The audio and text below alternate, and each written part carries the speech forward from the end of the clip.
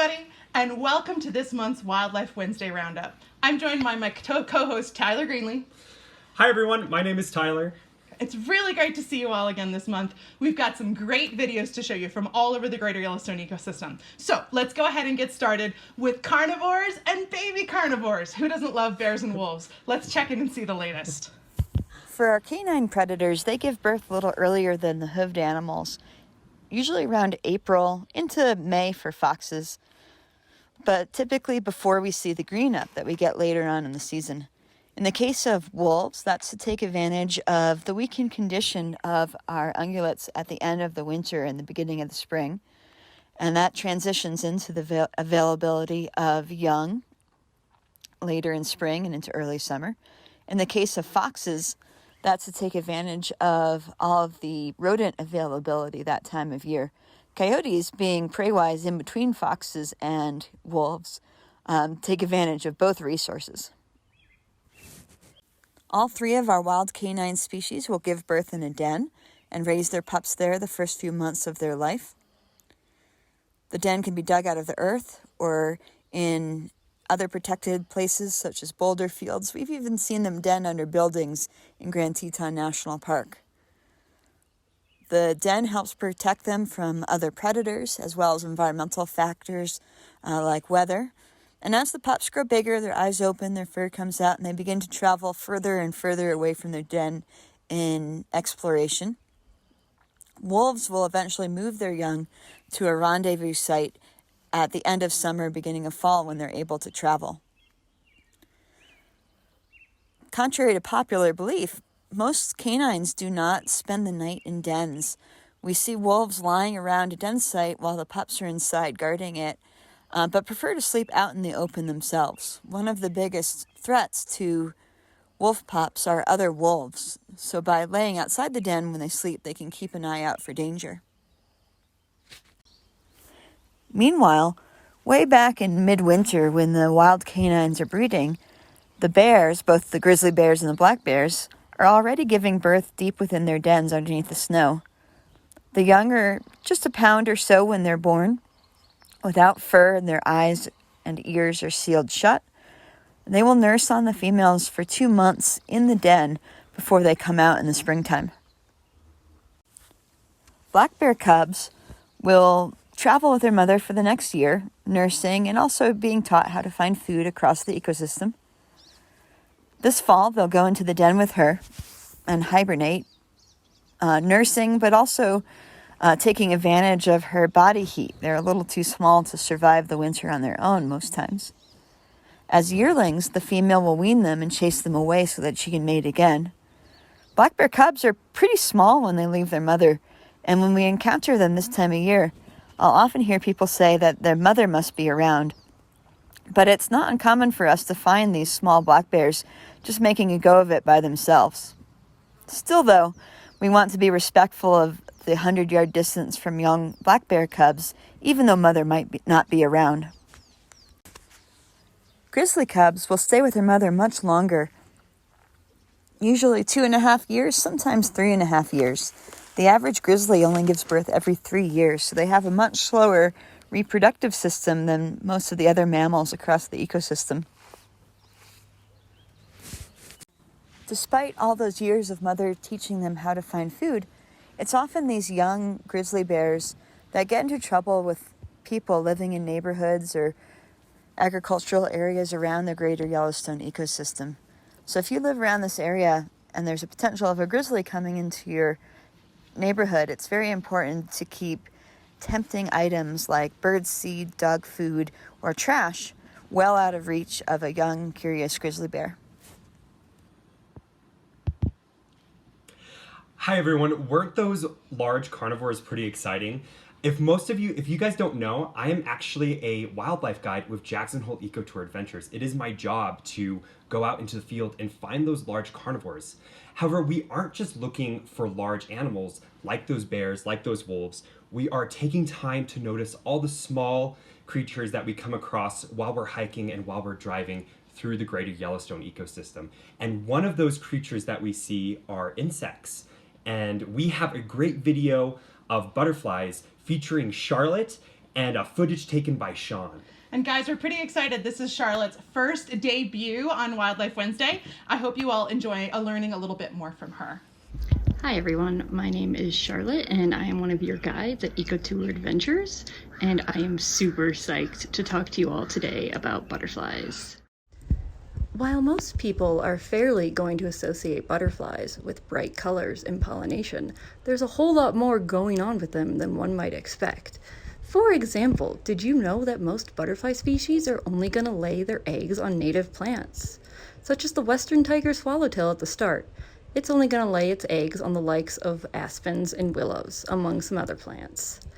Get this, butterflies have scales on their wings? Yeah, this means if you ever handle one, like in a butterfly net, you have to be really careful and make sure not to rub off any of its scales. Thanks for spending a minute there with me and learning a few quick facts about butterflies. I hope you're having a great Wednesday, and thanks for tuning in. Thanks, Charlotte. Okay, so it's time for some more baby animals, because who doesn't love baby animals, right?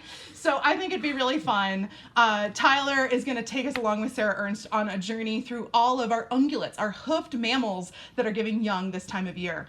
It's just such a fun time of year in Grand Teton and Yellowstone because there's baby animals everywhere you look. So let's tune in and check in a few of them. Hello, wildlife watchers. This is Sarah Ernst coming to you from a patch of mule's ear wildflowers, a native wildflower of these parts. When I lead a trip, often people will ask, well, what's your favorite time of year for wildlife watching? And my answer is all year round, because every time of year there is something amazing happening out there, from the wolves of the winter, bears in early spring, the elk bugling in the fall. In June, definitely the highlight for me is the baby wildlife. We can see everything from 30-pound bison babies to the tiniest little baby weasels scurrying across the landscape. We're going to talk a little bit about the wildlife that we've been seeing across Jackson Hole and Yellowstone over the last month and show you some of our favorite scenes that we've had over the month. And I'm going to talk a little bit about the strategy each animal has when it comes to bringing your baby out into a dangerous wild world. The first hoofed animal or ungulate that we see giving birth in the greater Yellowstone ecosystem is the American bison. Much earlier than the rest of the hoofed animals, we see our first bison calves on the ground sometimes as late as the last week of March or so, and then through April and May and into June, about 80% of the Yellowstone bison have May birthdays. We call them red dogs for their somewhat canine-looking appearance and playful behavior. At around 2.5 months old, they start shedding their orange fur, and around 4 months old, they're solid brown. With both bison and moose calves, they will begin to travel alongside their mother within a few hours of being born. In the case of bison, they will rejoin the herd. In the case of moose, they will travel by their loner mother's side for the rest of the year and sometimes into the next year as well. Moose are one of the only big animals we see around here that will have twins on occasion. In Jackson Hole, that's about 1 out of every 20 moose will have twins. I'd imagine being pregnant with a moose calf with those long legs would be unpleasant enough during your last trimester with all that kicking. But being pregnant with twins and 8 little legs kicking out in different directions must be a lot for that moose mother to go through.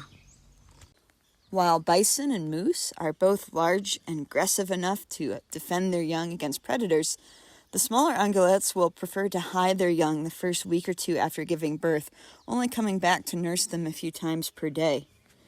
Elk calves have a high predation rate. About 2 out of every 3 elk calves that are born are preyed upon by predators within the first year, including grizzly bears like 399, wolves, mountain lions, and even golden eagles. To help protect their young against predators, it's safest for the females to hide them until they're large and fast enough to travel with the herd. The elk calves have very little scent, and that does not travel very far as they tend to lay very low amongst the grass or sagebrush or willows. And they also have white spots that help camouflage them against the dappled background. Our smaller 2 members of the deer family, mule deer and white-tailed deer, will follow a similar strategy to the elk. having young with spots to help for camouflage and very little odor, and hiding them the first week or two after they're born. Many of us will sometimes encounter these fawns in our neighborhoods, as deer are pretty successful at integrating themselves with human society today. It's very important to leave fawns alone when you find them, even if it looks like they're abandoned. The female will usually not approach if you're nearby, and moving them will decrease the chance that the mother and fawn will be able to reunite. Pronghorn fawns are my very favorite to watch. Within a few days of being born, a pronghorn fawn can already outrun a human, so when they get a case of a zoomies, they can really tear it up. Pronghorn does' uteruses are bicornate, kind of meaning heart-shaped, and in a human female that can lead to reproductive problems. But in a pronghorn, it helps keep them balanced, having one baby in each corner, and because, like elk, they also have a fairly high predation rate on their young, it gives them a chance to have an heir and a spare, another one to carry on the genes in case one gets taken out by predators. Mountain goat kids are about the same size as pronghorn fawns when they come out, but unlike pronghorn fawns, they're able to leap around the cliffs that they're born on just a few hours of being born and stay by their mother's side, similar to the bison and the moose. Also, like bison and moose, the females are very aggressive in defending their young because they typically don't encounter many predators on the high cliffs that we see them on their whole lives. One of the only predators on mountain lion kids are eagles, which will occasionally knock a kid off of the cliffs where they're able to then go fly down and feed on it. All of these hoofed animals are born from mid to late spring, partly to take advantage of the abundance of forage at that time of year, the new grasses coming out, the new leaves coming out on the trees, but also to overwhelm the predators with availability. If all the young were staggered out over the course of the summer, the predators would be able to pick them off one by one. But if all the hoofed animals give birth at the same time, the predators can only eat so many when they're abundant.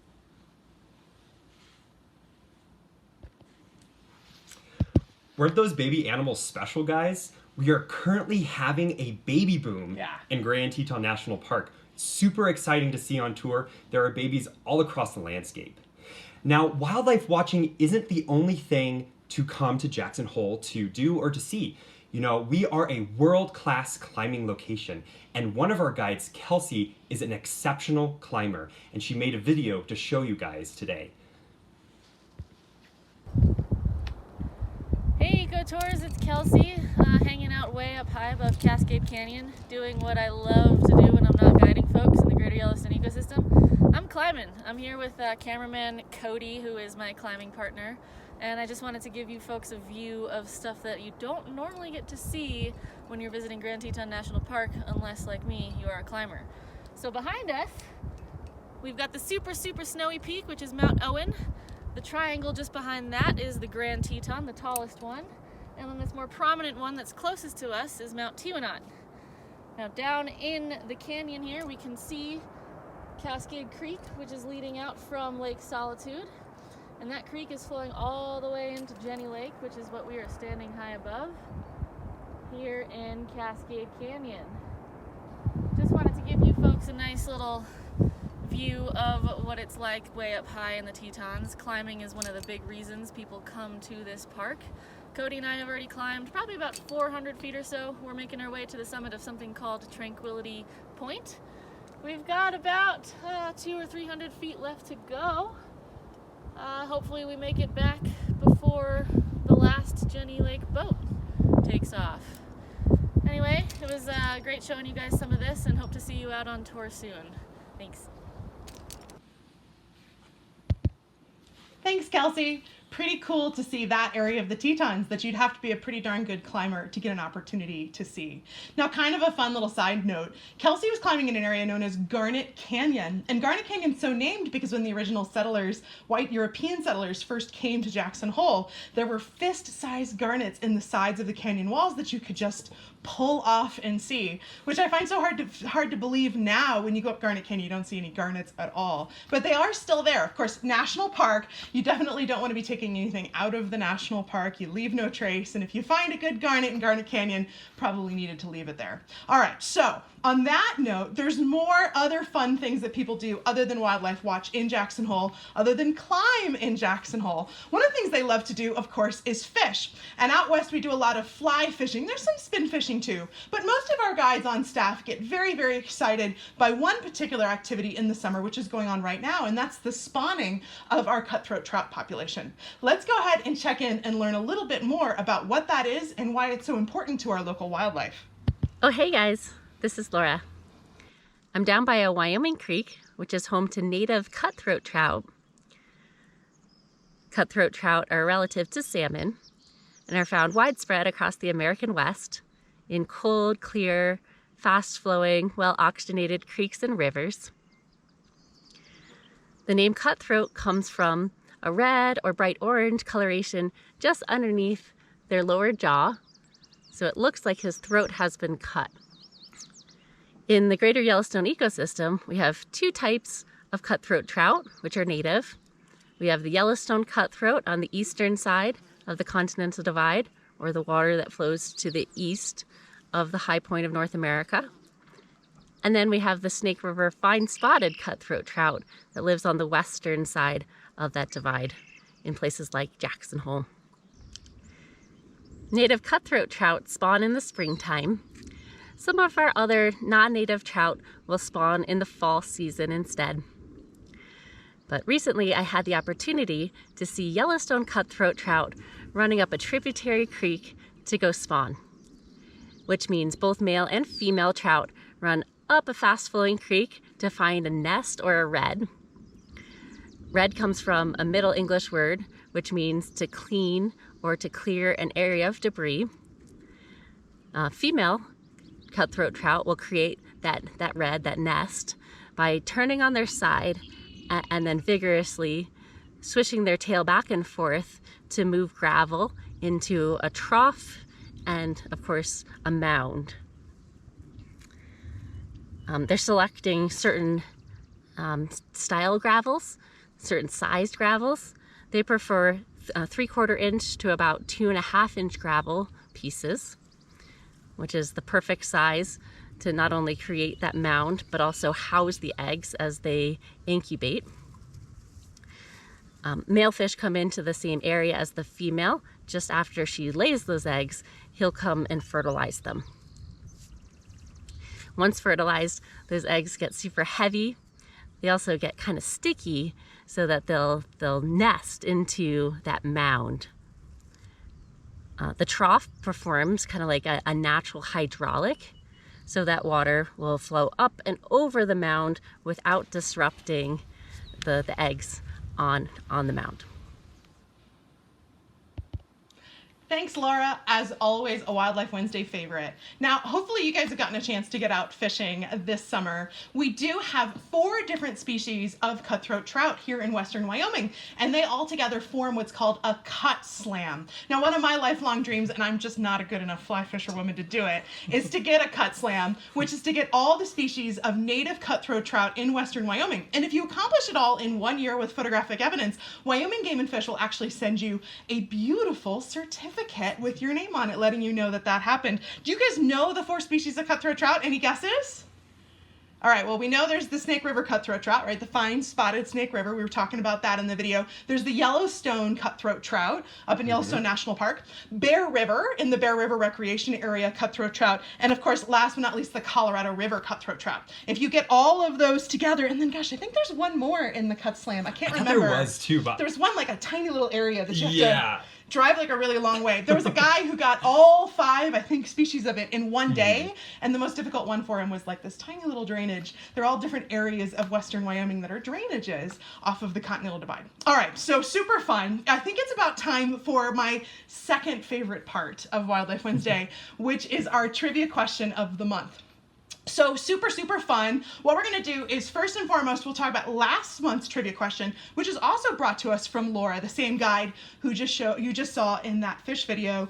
And then we'll go ahead and we'll give you guys a chance to win a gift card to our Eco Tour Adventures web store by answering this month's trivia question correctly. So our featured item from the web store this month is these awesome Nicole Gayton Eco Tour Adventures coffee mugs. They're super fun. I take mine to work every day. It's got a really beautiful bear by local artist Nicole Gayton on there. Nice, Tyler. They're awesome. super cool. They're super cool. They're super fun. You too could own one of these if you win our trivia question of the month. So let's go ahead and we'll start by starting with our last month's trivia question, and you can get a chance to win.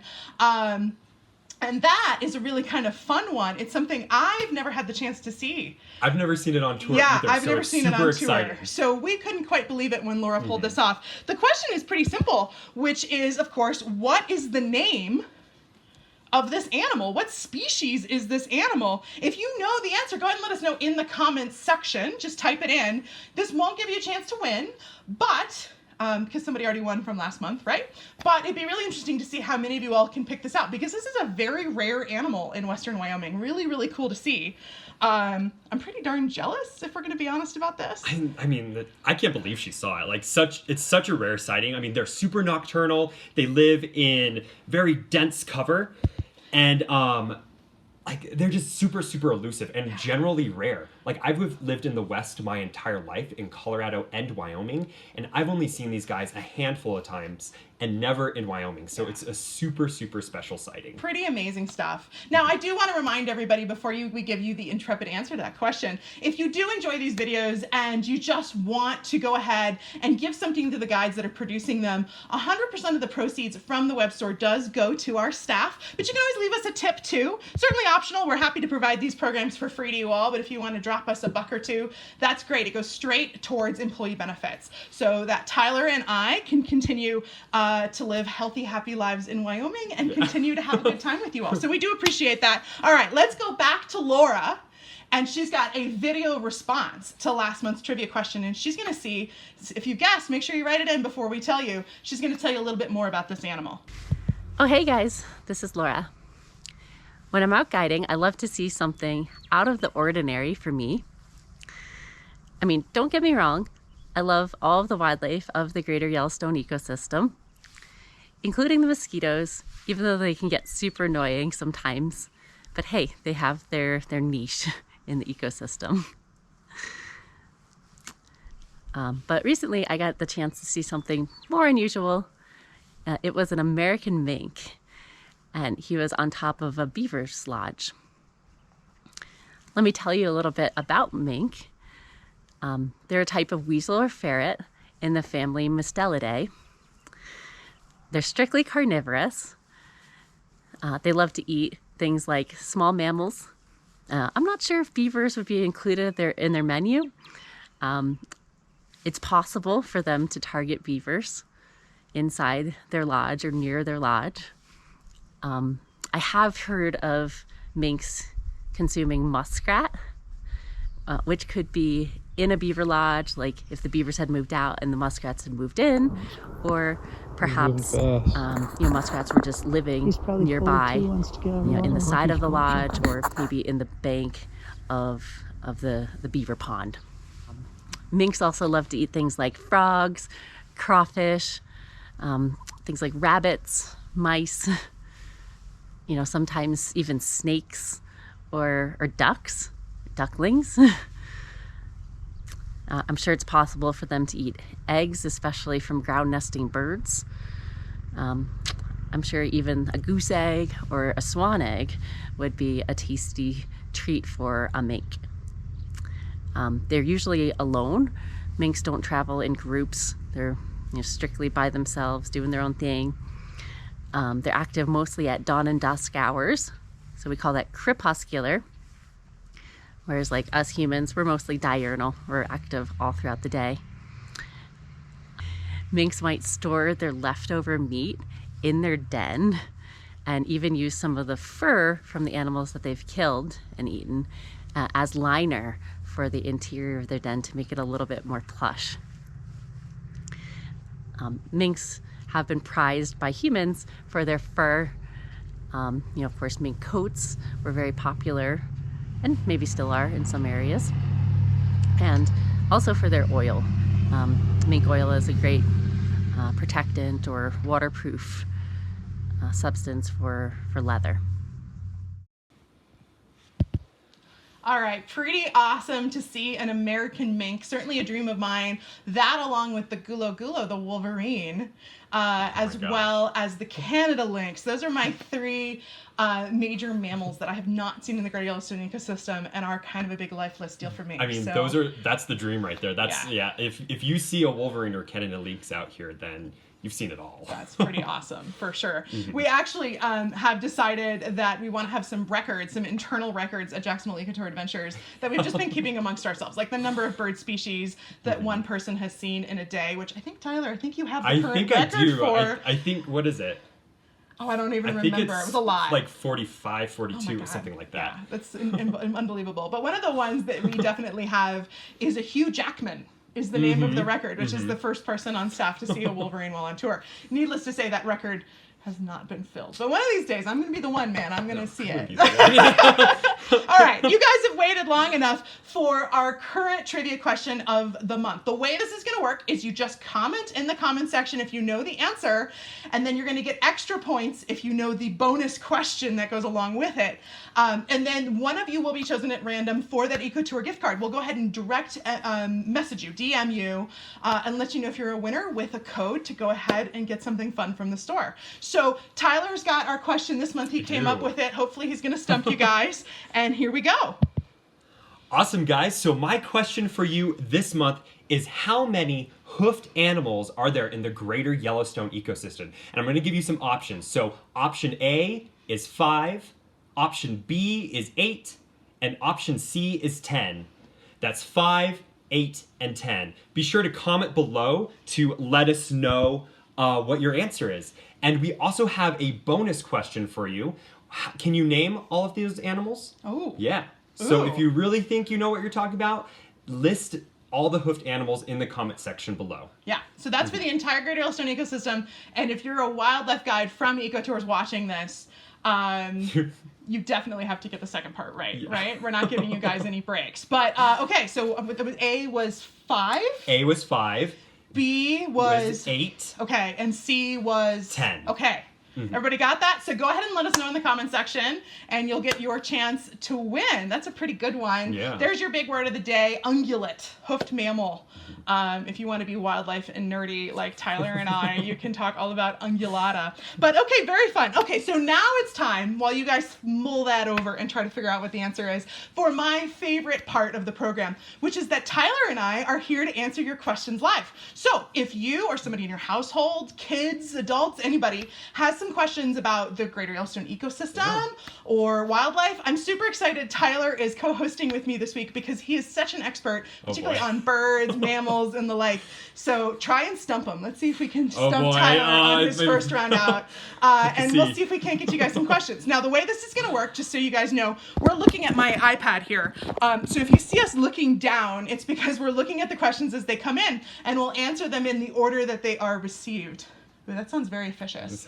So, all right, let's go ahead and we'll get started. Boy. Go ahead and give us your questions, and we'll just sort of start answering them as we see go. Here. All right. What do we have? Okay. Any sightings of bats recently? Mark is asking us, how many species live in that area? Gosh. All right, I'm going to have to think really quick and make sure I get them all. I think there's way more in Yellowstone than there are in Grand Teton. It's like, there's like 10... Well, Yellowstone's a bigger land area. Well, yeah, makes sense. And more diverse habitats. I think there's like 10 in Grand Teton, and oh man, don't quote me on this, but I'm pretty sure there's 13 in Yellowstone. Yeah, I think that sounds about right. And then, gosh, you know, I was taught long ago when I was young that if you see a bat in Grand Teton National Park, it's almost certainly what we call an LBB, a little brown bat, a Myotis. They're all these kind of cute, awesome, cute little bats. They're really fun. You can actually, if you look under bridges in the evening, they come flying out, not Texas level, but pretty darn cool. But gosh, we have a bunch of other bats that are here too. So let me think. We've got... we have the hoary bat. Oh, hoary bats? We have big brown bat. Of course. But it's weird because bats, you know, they're like birds. They can travel super long distances, and sometimes bats show up in weird places. Grand Teton National Park has a couple of weird records. Yeah. For example, we have a spotted bat record, one record, and we haven't didn't know seen that. bat since. Oh, that's very cool. That species since. And Yeah. so just like birds, bats can travel huge distances and show up in strange places. That's pretty cool. Silver-haired bats. I love those. They're super cute. I have to be honest, in flight, they're so fast. I don't know if I'd be able to tell the difference between, say, a long-eared bat and a silver-haired bat. I can't. I think it's turtle, but they are awfully cute when you see them at rest. It's pretty common in the evenings in Grand Teton National Park and in Yellowstone to see them coming out of chimneys of old cabins, ranger cabins, and the like. So definitely an easy mammal to see in the Greater Yellowstone ecosystem, but boy, pretty hard to identify species versus species. Kind of maybe assume little brown bat, unless, otherwise, gosh, I feel like somebody told me one time it was like half of all the bats in Yellowstone Grand Teton, right? Something like that. You know, bats are really hard to identify on the wing, and even when you see them on the ground, those bats are super hard to identify. And scientists actually use their echolocation. They actually record their clicks and can determine which bats are in the area by their specific clicks, their echolocation. Oh, that's super cool. I mean, as far as cool bat experiences in Grand Teton National Park, I one time saw a bat swim across a river. We have a video. It's on a Wildlife Wednesday from last summer. I remember that was really weird, and we couldn't figure out what was going on with it. I think, Tyler, you theorized it, like, was either really sick? Well, what happened was I was walking along the river, and I saw this animal fly up, and I couldn't tell what it was. It was either, I thought it was a bird. It landed on the shore, and I kind of lost track of it. And then as I was continually walking along the river, I saw it jump into the river and then paddle across with its wings. So weird. And I didn't know it was a bat until it got onto the other bank. It was the weirdest thing ever. I've never seen anything like that. So you heard it here, folks. I guess bats can swim, because I was not aware that was a thing they could do. With their wings. One of the funniest things I actually ever saw in Grand Teton was a bald eagle, a young bald eagle, who misjudged going for a fish and landed in the water and then had to swim to shore. They're not good swimmers, but that bat was pretty good for a little itty bitty guy. He was much better swimmer It than crossed a the bald eagle. river in just a couple of seconds. It was very quick. Oh man, that's pretty awesome. All right, well, thanks so much for that question, Mark. Let's see what else we've got here. Oh man, we got a good controversial question. Oh boy. Libya is asking, how are things going with 863? Now I'm assuming, of course, you mean Grizzly Bear 863. That's the research number that's been given to that bear. It lives just to the east of Grand Teton National Park and has become quite a celebrity over the last couple years because it does tend to have young cubs pretty near the road, and people have become increasingly fond of it. Now, we try really hard here at EcoTour Adventures. We don't like to use human names for grizzly bears. That kind of anthropomorphizes them. What I mean by anthropomorphication is they're bears. That's what's cool about them. We don't want to give them human traits or characteristics or inflict what we value upon them, right? Because we're humans and they're bears. But people do sometimes call this bear Felicia. That's one of the more common names. It did make one of the front pages on USA Today last month with the name Felicia. So if you're familiar with Bear Felicia instead of Bear 863, that's who we're referring to. For those of you guys not embroiled in local Wyoming grizzly controversy, because it's always something going on around here, she has young cubs this year, and she has been just like hanging out on the side of the road. And that area is managed by the National Forest Service along in partnership with the Wyoming Game and Fish Service. And the problem is that folks who've never seen a grizzly bear coming to the west to come see them get very excited. They see her on the side of the road, they come right out of the car and they walk right up to her. Oh my gosh, you always want to keep a distance dangerous. of 100 yards from any grizzly bear. But good gosh, who walks up to a grizzly bear with cubs? Yeah. You know, they're trying to get a photo with their cell phone or what have you. And this situation has just become fundamentally unsafe over the years. And the concern is that it's inevitable that either she's going to get hit by a vehicle as cars are going very quickly at that location, or that somebody is going to do something Mauled.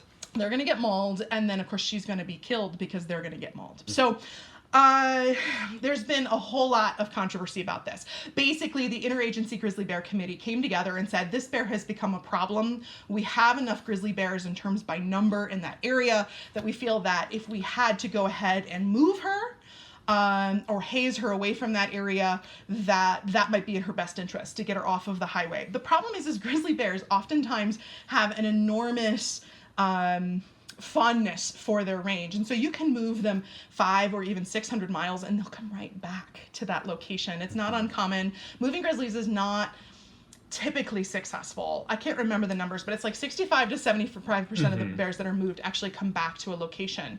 We're fortunate in this case that bear 863 is not addicted to human food or garbage, so there's not that attractant. But the highway department did plant a bunch of clover when they rebuilt that road, which is really good grizzly food. It's really good grizzly food. Yeah, people don't always realize, but about 80% of a grizzly bear's diet right there is plants, is herbivorous. So that clover is an enormously important, it is really important food source. So the decision was made to try and haze her away from the road with her cubs. That's difficult for her with 2 young cubs. And a lot of people have been very upset. They don't like the idea of hazing a grizzly with young cubs like that. It's hard enough to raise cubs. As we know, if you watch the show regularly, grizzly bear cubs face about a 50% mortality rate under the age of 2. And hazing is certainly not going to help that situation. People were really upset. They felt like 863 hadn't done anything to deserve this. And federal agencies kind of felt like, their hands were tied. what do you want us to do? Wait until she kills somebody? And, you know, like all issues, people feel very strongly in one way or the other. The truth is probably somewhere in the middle. The decision is made to continue hazing her. If that is not effective, they will relocate her. They had said that if those 2 were not effective, they were going to consider euthanasia for her. That put everybody into an uproar, and there was a lot of petitions and online groups saying, you know, save Bear 863, save Felicia, don't let them kill her. They've gone ahead and said they're not going to do that. I think they didn't expect everybody to have quite the reaction that they did. So they are going to continue hazing actively. Humans are not allowed to stop in that area right now. They're allowing that area to stay free. The hope is that she'll decide to move on her own. So while I know we're all going to miss seeing her, not an area we typically go on tours, by the way, but, you know, something nearby, you know, being away from people might be in her best interest. So I'm not here to inflict my opinions on you, nor is EcoTour. We don't really have an opinion on this, to be perfectly honest with you. It's a difficult situation for everybody involved. Nobody is getting what they want. The bear, federal agencies, people who love the bear. There's sort of a compromise in the middle going on. And my hope is that she lives many, many long years and she gets to be as long-lived as a bear like 399, for instance, and she stays safe and doesn't get hit by a car. So hopefully that's kind of like a quick rundown of what's going on with 863. I don't have a ton to report. Other than they've been hazing for 3.5 weeks now. They haven't really stated whether that's been successful. And of course, I've been making an effort to not go in the area as they've requested. So that's what I've got for you. Maybe more next month. You know, we'll see what's going on. For those of you guys, before you even ask, 399 is doing fine. She is in Grand Teton National Park, because I know that's probably going to come up inevitably. She's doing great. The cubs look good. They're getting big. A lot of people have been complaining that they look a little skinny. You might have seen that in the videos earlier. That's just a growth spurt. They're not, like, underweight. They get lanky like teenagers. Yes. You know, they get super long legs, super long arms, big hands, you know, big ears.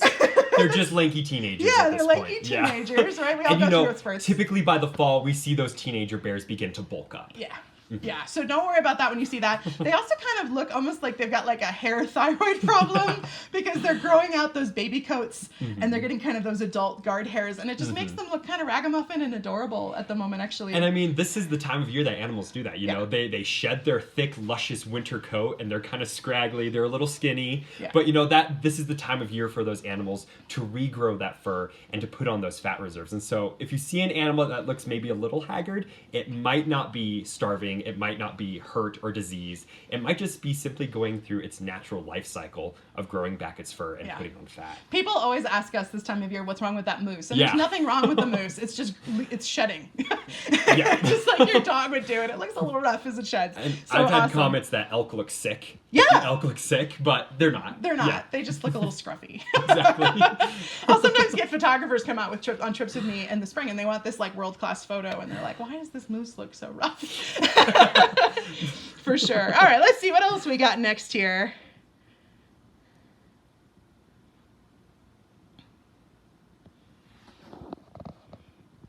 Ooh, this is a good one.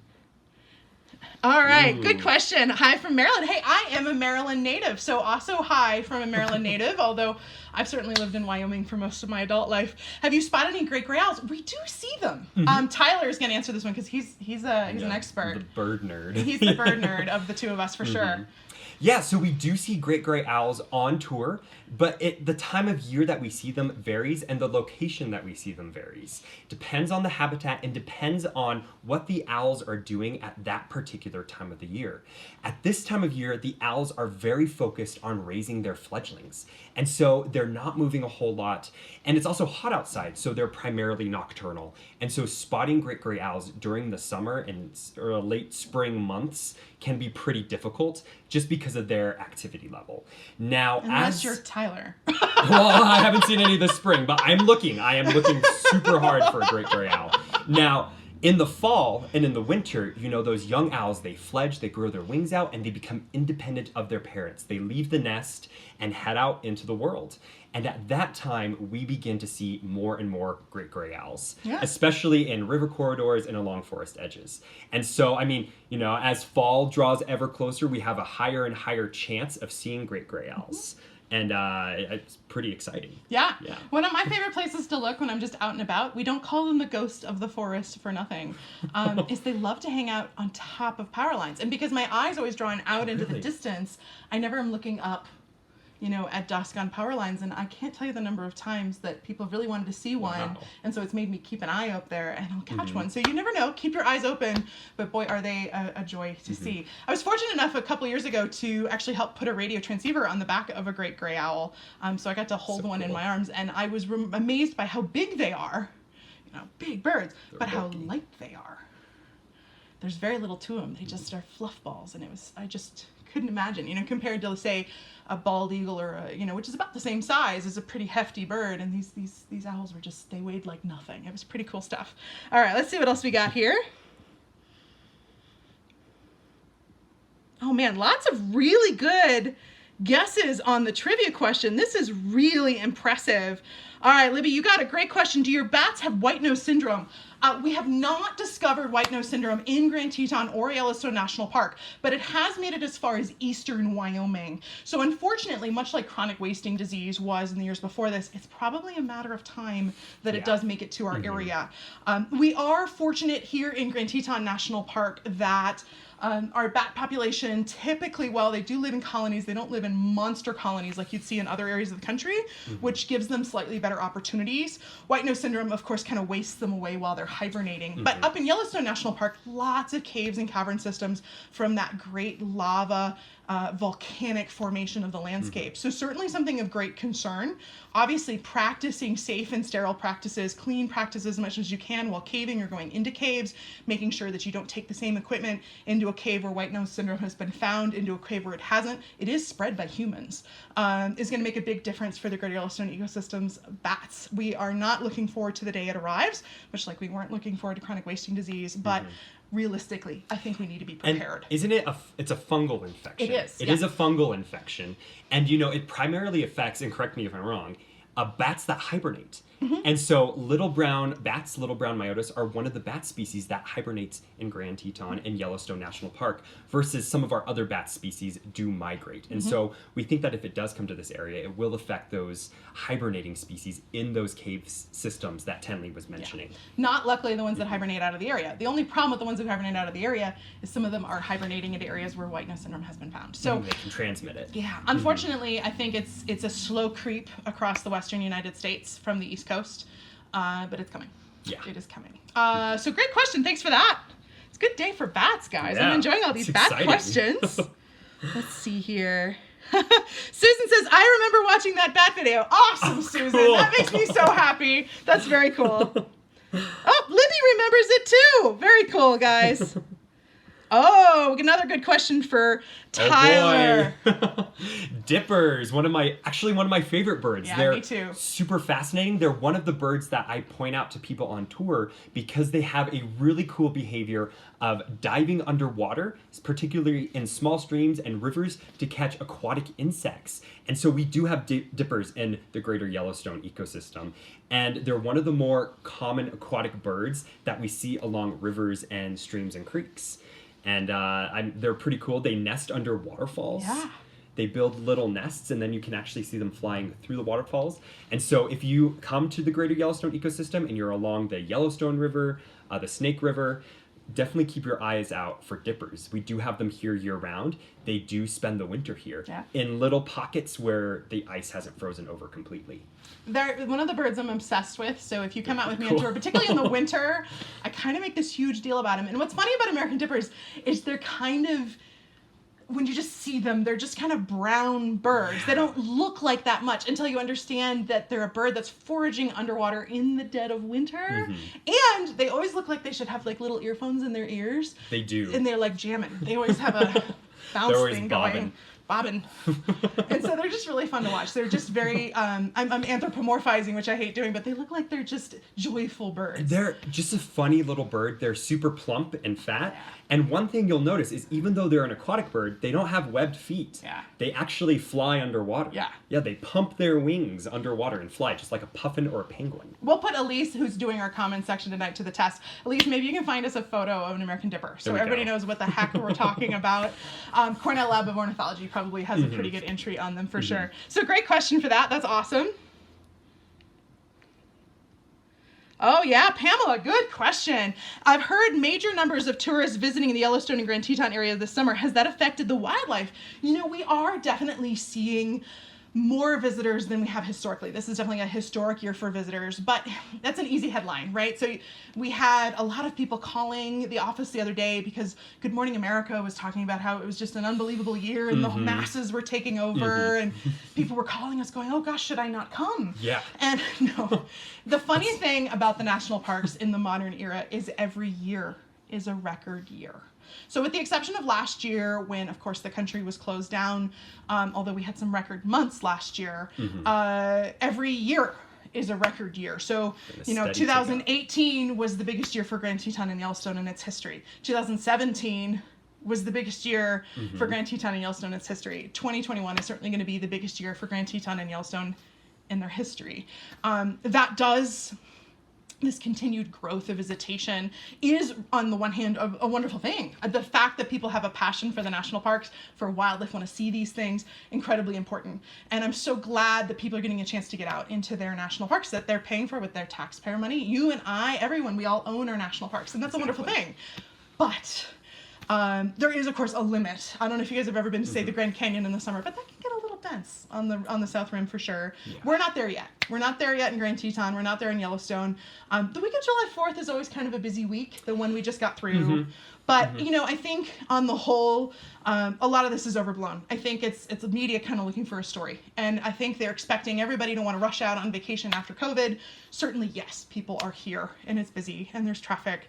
But of course, we're a tiny town of about 10 to 15,000 people who's seeing, you know, hundreds of thousands of people drive through every day. We just don't have the infrastructure. And so it kind of looks far more traffic ridden than it would if we were a bigger community. There are plenty of places to get into the backcountry. There are plenty of places to get out of the beaten path. But that's what we specialize here at EcoTours at doing, is to get you guys away from the crowds. Other than, you know, if you go to Yellowstone, you got to go see Old Faithful. So I kind of tell my guests, okay, it's going to be busy for a hot minute. We're going to go see Old Faithful, and then we're going to go and we're going to get you somewhere special where you're not going to have those same crowds. So it's pretty cool. You know, I'm constantly learning from the other guides, and I have learned that all the different guides kind of have their own kind of secret spots away from the crowds. And so, you know, we are seeing those sites that everyone wants to see. Old Faithful, Grand Canyon of the Yellowstone, the Bison, of course. But then there's these special spots that guides take you. And so that's, you know, something we look forward to sharing with you while we're on tour. Secret, unique waterfalls, things like that. That, you know, a lot of folks, when they visit the national parks, particularly when they're not with a guide, if it's not right on the road, it doesn't exist. And we're not going crazy miles in the backcountry or anything, but even 100 yards off the road, there are miracles to be found if you know where to look. So pretty cool stuff. Great question. Let's see here.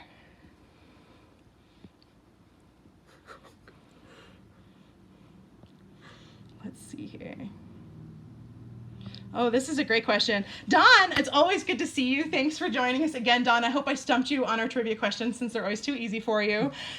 Speak briefly about bear spray. I bought 2 17-year-old kids and they rolled their eyes when I insisted on carrying. Luckily, we didn't see anyone. I think we both can talk on this, but I'll start. Always carry bear spray. Always carry bear spray. You should always have a fire extinguisher in your house. And you should always have a fire detector, and you should have a carbon monoxide detector if you've got gas appliances, right? Not because your house is going to burn down, because you never know. Yeah, it's this variable that you just don't want to risk when you're out in the woods. Yeah. You know? It's so much better to have that bear spray with you and feel a little silly carrying it around, which you shouldn't, by the way.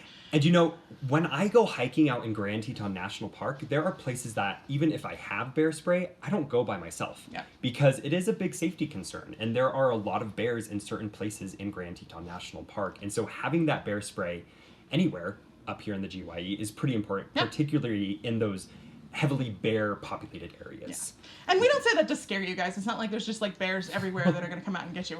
Yeah. That's not what's going on at all. Most of our grizzly bears are quite human habituated and used to people. But there are certain areas, particularly in breeding season, for instance, like, in a boar's territory, that it's probably not a great idea to be all by yourself in the backcountry with no bear spray. Studies have shown that bear spray is incredibly effective and useful for almost all species of bear. When I was working up in the Arctic, I will tell you, it doesn't work on polar bears. Really? Yeah, doesn't work on polar bears, know but it does work incredibly well on grizzly bears and black bears. It works on other animals too. Oh, yeah. We also have other dangerous animals out here, or potentially dangerous animals.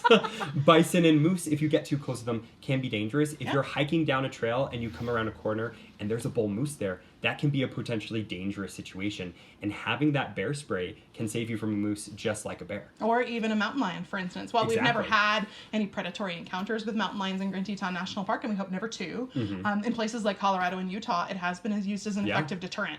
I will say this. People who are more at risk and definitely need to be more thoughtful about bear spray, if you're going to need it more in one place than another, are people who are traveling in the backcountry. There's never been a grizzly bear attack on humans in the greater Yellowstone ecosystem in a group traveling 4 or more. So if there's 4 people traveling together, that's just too intimidating for any major predator. That's too many of us. They view us as a predator too. And so we've never had an incidence. That's not to say you shouldn't carry bear spray in a group of 4 or more, but it's to say you probably don't have anything to worry about. Almost all folks who've gotten into negative encounters with bears, regardless of whether bear spray was necessary or not, were either traveling solo or traveling in a group of 2. So if you've got somebody who says, oh my gosh, that bear spray is really expensive, I don't know if I want to spend the money. They do have bear spray rentals available. Exactly. And I think both Grand Teton and Yellowstone now. Yes, in both. Yellowstone. And in all the communities surrounding the ecosystem, so in Gardner, in West Yellowstone, in Jackson, all of those places should have bear spray for rent. Yeah. And look, Tyler and I, we love bears. We love to see bears, and we want to keep bears safe, and we want to keep people safe. And the best way to do that is for both parties to come to each encounter with enough knowledge and enough control over the situation to make sure that there's a good outcome. If you don't have bear spray, you have more chances for a negative outcome. So the only thing I'd also keep in mind, of course, is bear spray is only as good as it is accessible. When it's at the bottom of your bag, it's not enough time to use it. The other thing to remember about bear spray, it's only as good as the wind direction. If the wind's blowing right in your face, that's probably not going to do you any good. And last but not least, you never want to leave bear spray in a hot vehicle in the summer. Gosh, nope. Because it can explode. Don't take it on an airplane, same reason. It'll total your vehicle. Yeah, I think our TSA at our local airport has like more bear spray than anybody else in the United States that they have to seize every year. So a really good question, Dawn. Go ahead and tell your 17-year-old kids, bear spray's cool, you need to carry it. If you care about the bears and the bears are important to you, then you should be carrying bear spray. And bear spray, the canisters, they actually have a holder. And what I do is I just hook it onto my belt. Yeah. And that way, if I'm going for a hike, it's right there, right on my hip in case I need to use it in a situation. Now, I have to tell you, most people who live here and are out hiking every day have never gotten a situation where bear spray would be necessary. It's like a fire extinguisher or a fire alarm.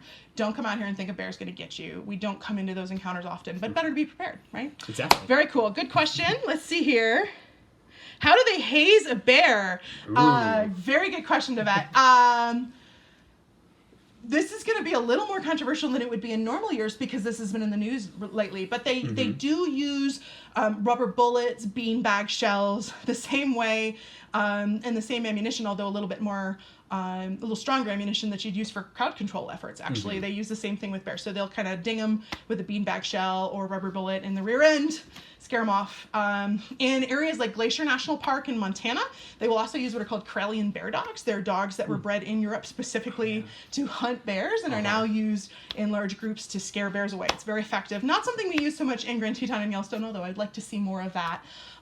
Primarily cracker shells, loud noises, banging them on the butt. That definitely is going to leave a bruise, but isn't going to cause long-term damage. They are not hazing the cubs. just the mother. Those cubs are too little. So there's been a lot of that in the controversy and everybody being concerned about 863. They're not shooting beanbag shells at little grizzly cubs. Not to worry about. And yeah, and they're not aiming to damage the bear. Right. They're aiming for the more fatty areas of the bear where it's going to be kind of a softer hit. Yeah. And they do go through a process. There's several steps to hazing that they try to go through. They typically try loud noises first, and then they resort to, beanbags. Yeah. Not fun. Nobody wants to be hazing a bear. And the bear certainly is not enjoying being hazed. Like, nobody's winning here at this, but certainly better than a lethal alternative, which, even 10 or 20 years ago would have been probably their first choice. So definitely better. And at the end of the day, we are trying to keep people and bears safe. Yeah. And that's the ultimate goal. Yeah. So great question on that. Mindy, do you know the sexes of 399's cubs? No, we do not. And it's one of everybody's favorite pastime to grab a beer at the bar and argue over what they think. So people are constantly making, every single time Grizzly Bear 399 has a set of triplets or twins or quadruplets like she does this time, everybody's always trying to figure that out. People will swear that the more outgoing ones are male, which, I don't know, the feminist in me is like, what? It's like, maybe, no. But as they do get older and more independent, I can sort of see the logic. Young adolescent male grizzlies are a little bit more independent than adolescent females, but still... So they're more boisterous, like they wrestle more and stuff? Okay. So that's also been said. You cannot tell by looking at a grizzly bear as an adult, whether it's male or female, and you can't certainly tell if it's a cub, whether it's male or female. In fact, we only recently learned the genders of the daughter of Grizzly Bear 399's. Let me back up. 399 has a daughter who is a part of a set of triplets. Her name is 610. For those of you guys who aren't familiar, 610 had a set of twins. You following me so far? Yeah. This is 399's grand cubs. And they finally reached adulthood. And because they were kind of hanging out on the roadsides, they both received tracking collars. And then when they sedated them to put the tracking collars on, they were able to identify gender. But it was only until that happened that we knew. It's almost certain that all four of these cubs will receive some kind of collar in their adolescence. Once they're kicked away from 399 as mom, if they make it to what we call sub-adulthood, once they're like 3 and 4 years old, that's when grizzly bears are most likely to get into trouble with humans. And because 399's cubs have had an enormous amount of time with humans, or very human habituated, there's no question the park is going to take the precaution to put those collars on them so that they can keep an eye on them, so that if they do get into trouble, they can do things like haze or relocate them, try to save their lives. At that time, there's no question they'll probably identify their gender. Whether or not they release that to the public sort of depends. 399 is kind of special. They might. So we'll see. But we're probably not going to know for maybe another year or so if we do. Yeah. What do you think? There's one that's kind of smaller than all the other ones, who's kind of they were calling it a runt, although it's kind of catching up. Yeah, I can't really see a big difference anymore. No. Not really. I don't know. And I have absolutely no scientific reasoning behind this, but I feel like that one's the male. You think that one's the male? I think that's a male. I think it's 3 girls and a boy. Okay. And I was going to say the opposite. And really? no scientific basis. This is just guessing. Yeah. I was going to say 3 males and a female. Well, so there you go. And that's just, I have nothing to back that up other than intuition. So, all right, let's see here. Tyler, $20. All right, let's do it. All right, and we'll see you in a year maybe. We'll let you guys know. You guys all hold us to it. Okay, so let's see here.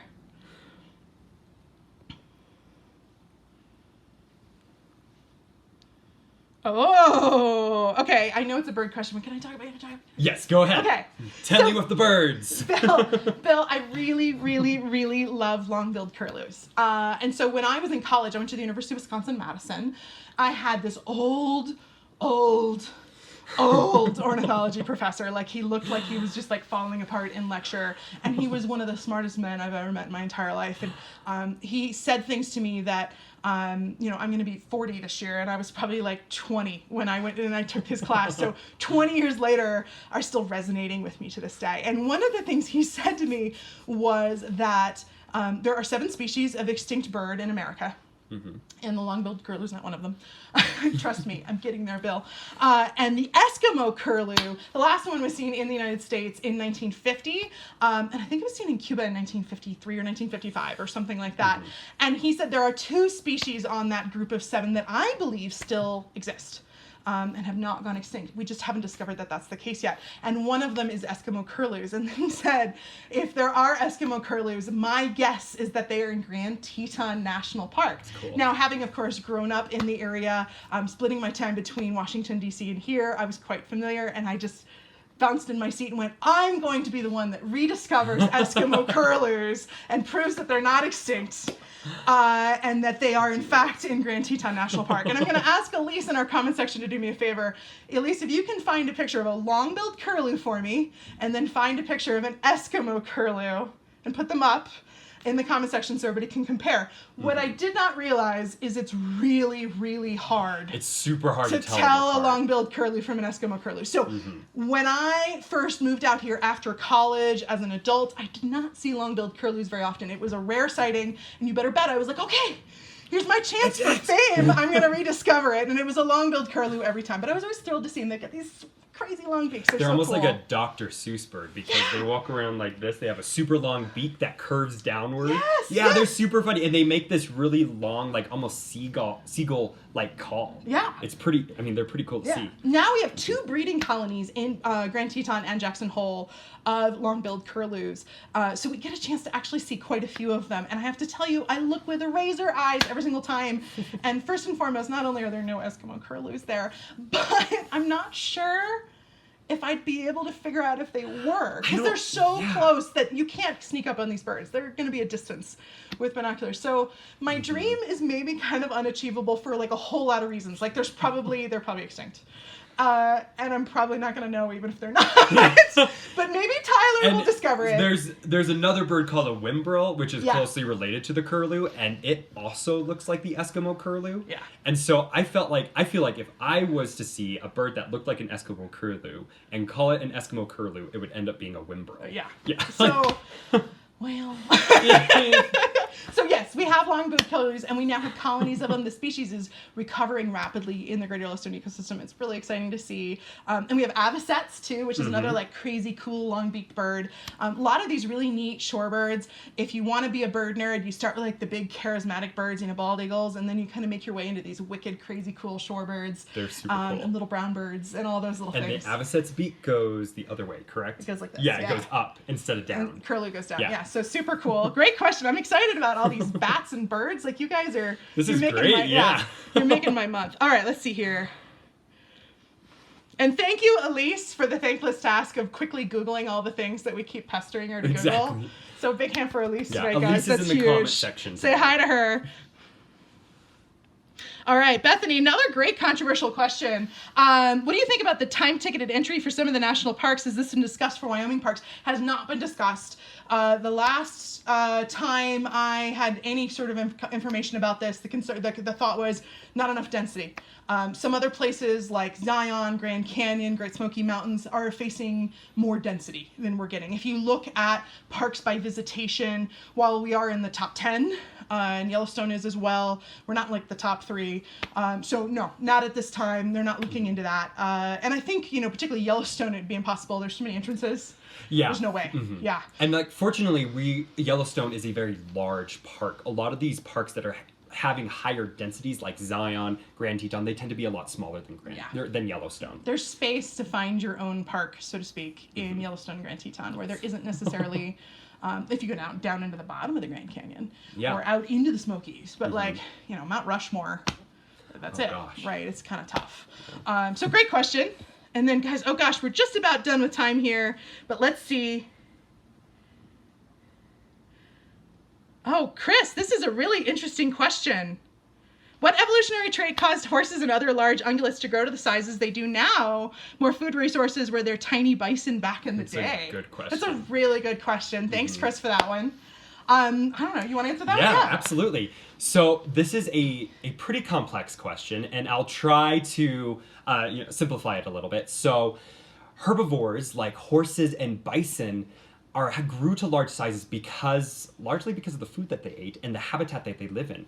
Bison and horses are known as bulk grazers, and they have huge guts to break down the cellulose and the large amount of material that they're consuming every day. When we see bison in Grand Teton National Park, they're often doing one of two things. They're either eating or they're laying down chewing their cud. And so 80-90% of their time is often in the food processing. They're often processing food or consuming food during that time.